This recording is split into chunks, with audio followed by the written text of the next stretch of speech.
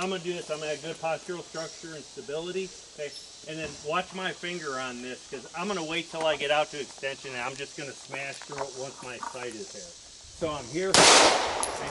I didn't do anything. As soon as I touched the trigger, I just slammed through it. Okay. But I have a large target size. Okay. And I'm confident because the gun is parallel in my line of vision. Okay. Now I've got a little bit smaller target, or I'm a little bit farther back. So now, once I touch the trigger, when I make that conscious decision to engage, and my sighting system is coming into the 10, I'm going to touch the trigger and I'm just going to roll through it. It's going to be one continuous motion as I do that. So I'm here, okay, and so I didn't stop, it just continued through because of the target size. And then once, I was a little bit more predictive because that 10 ring is pretty big. So as soon as I got a flash of dots and I was at extension, the gun went off.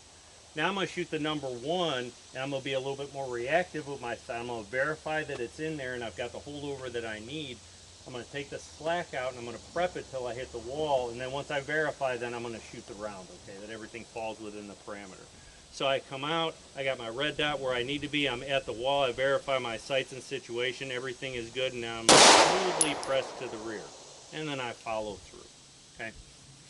So those are the 3 different ways that we can manipulate the trigger depending on target size and or proximity. Okay. So I'm here, we'll give the threat command, and again, you can do this in any order you want.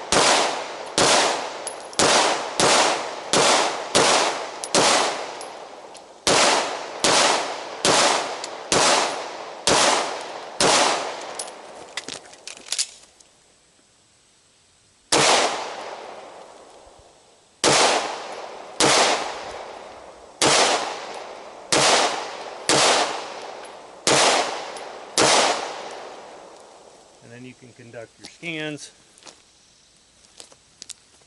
and if you want to do a proactive reload, if you have the ability, my flashlight won't go into my magazine. That's why I moved my flashlight right there. Well, I did the same thing. I don't normally keep it in my pocket, but my reload was, that's why I take my knife and my pepper spray out when I'm teaching, because as I'm doing all this, it catches on there and it goes flying. Yeah. I haven't stabbed anybody yet, but it's like there's no perfect anything. You're always missing something. Yeah. Yep. But did you hear the difference in cadence for the target size? So that's what we're kind of looking for. I'm coupling all that together. I'm reactive and predictive shooting. I'm changing the different way I manipulate the trigger for the target size, etc., etc. All right, so around the world, 1 round in each target. If you call the shot and need to make it up, go ahead, no more than 3. With a lateral step on the draw and a lateral step on the reload. Here we go, everybody, and threat.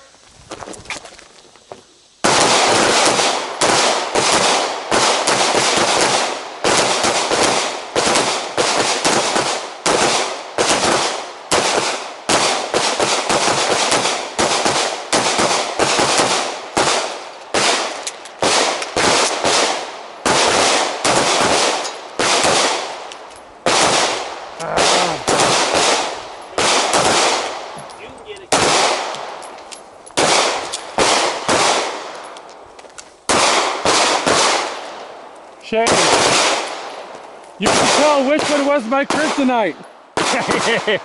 Yeah. You're right. Everybody's got one. 4th 1 inch over, I was like, Yep. Everybody's got one. Yep. Everybody's got one. This is such a great drill on a simple piece of paper. And I started thinking about it because I was using these and we were only using limited stuff. Mm-hmm. And I was like, I need to come up with something that's applicable to what we're doing, but where we use more of that target. Yeah. And this is what I came up with. And then coupled with some things when I was talking to Brian Hill and that. Drill, right? How long do drills normally go for? A few rounds. How much? Just a few rounds and then you're done. Yeah, just a few rounds. So, 4 to 8 seconds or something like that. Which is, you need to do that, so you can get a lot of stuff done. You can build that good foundational base and everything. But every once in a while, you need to do a drill that's a little bit longer.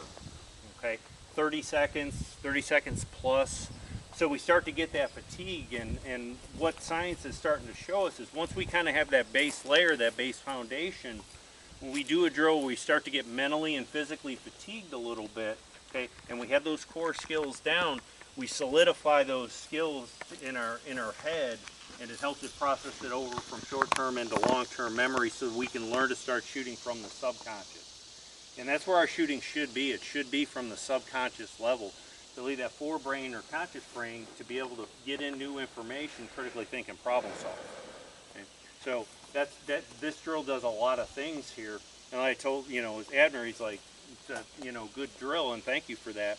I really started looking at how can I maximize this target, but a drill that's applicable to what we're talking about.